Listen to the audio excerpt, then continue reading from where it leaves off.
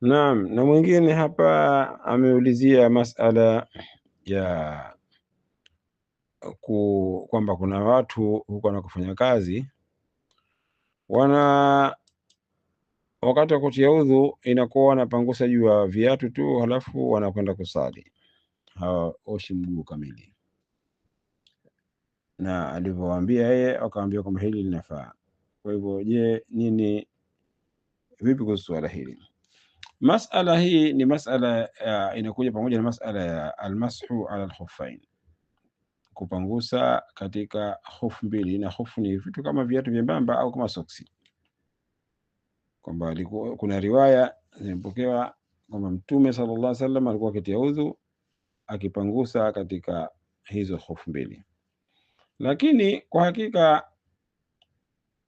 hata wenye kauli hiyo wana maelezo na vipengele ambavyo kwamba vina khilafu.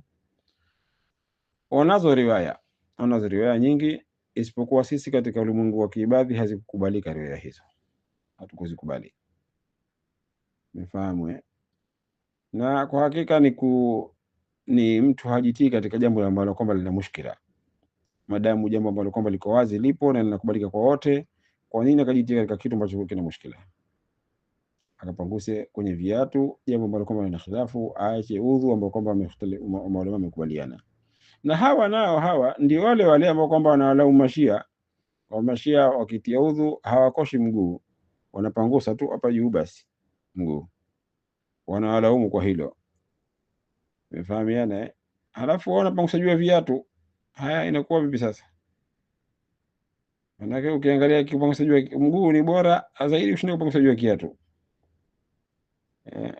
Kwa hivyo hili mushkila. Wanazo riwaya, kifupi riwaya nazo ambazo kama wamezitegemea wenyewe, lakini sisi hatukuzikubali riwaya hizo kwa sababu ya riwaya hizi na hadithi hizi ambazo kwa zinafuata katika al-Musnad al-Rabi', katika Musnad al-Rabi' bin Habib radhiyallahu ta'ala anhu ardah, kuna hadithi ya Ibn Abbas radhiyallahu ta'ala anhu kwamba anasema kwamba sikumuona Mtume sallam akipangusa katika hofu zake kamwe.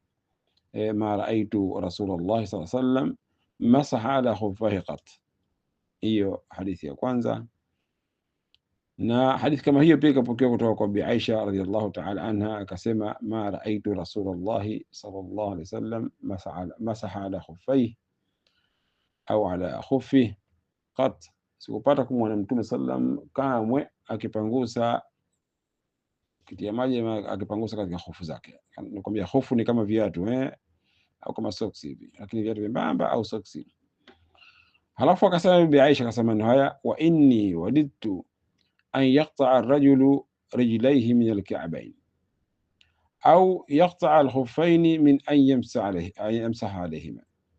Mimi naona mtu bora, napendelea mtu bora hata kama ukate mguu wake kutoka katika nini, katika hivi vifundo vile mguu, basi bora ukatwe au azikate soksi zake hizo au viatu vyake vikate, kuliko kupangusa juu ya viatu vyake.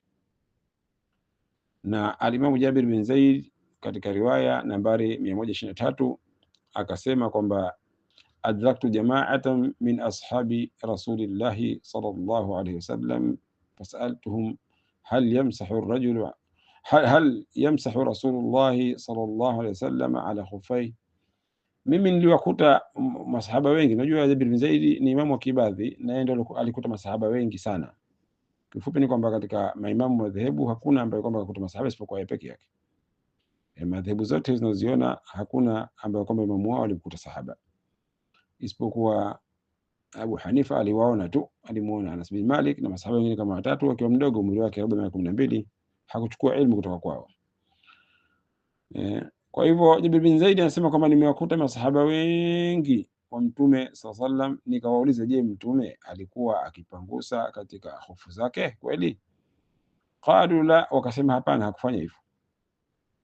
Qala Jabir, hapo Jabir akasema, kaifa yamsahu ar-rajulu ala khuffaihi, vipi mtu atapangusa juu ya hofu zake, kama ni viatu, kama ni soksi? Wallahu ta'ala yukhatibuna fi kitabihi bi nafsi al-wudu, ilhali Mwenyezi Mungu katika Qur'ani ametuambia tutie udhu ule ule wa kutumia maji. Yani mtu haachi kitu chiko wazi. Qur'ani imesema kwa uwazi kwamba miguu inakoshwa kwa maji, na Mtume sallam ndio sunna zake, hadithi zake alivyokuwa akifanya akiosha miguu yake. Halafu nakuja kuchukua hadithi ambazo zimepokewa kuhusu kupangusa, ni kujitia katika mushkila ambazo kwamba zina khilafu, lakini kauli wanayo wao wenyewe, na si kwamba haipo, na wanao mategemeo yao katika hadithi. Sisi tu hatukuzikubali hadithi hizo, kwa sababu sisi tuna hadithi hizi, na kwa sababu kauli yetu sisi inatutoa katika mushkila, haina wasiwasi. Yani kutia udhu hakuna wasiwasi wote kwa maji, wasiwasi uko katika kupangusa juu ya hofu. Halafu Jabir bin Zaid akasema, wallahu a'lam bima yarwihi mukhalifuna fi hadithihim, Mwenyezi Mungu anajua zaidi kuhusu hizi hadithi ambazo kwamba anasimulia ndugu zetu madhehebu nyingine. Mwenyezi Mungu anajua zaidi, lakini sisi katika ibadhi hazikukubalika hadithi hizo. Na maelezo yapo marefu, si pekee yetu ibadhi, wako pia maulama wengine ambao kama pia hawakuzikubali, si kwamba hamna, lakini kauli ipo, si kwamba haipo, na hadithi wanazo. Wallahu tabaraka wa taala a'lamu wa ahkam.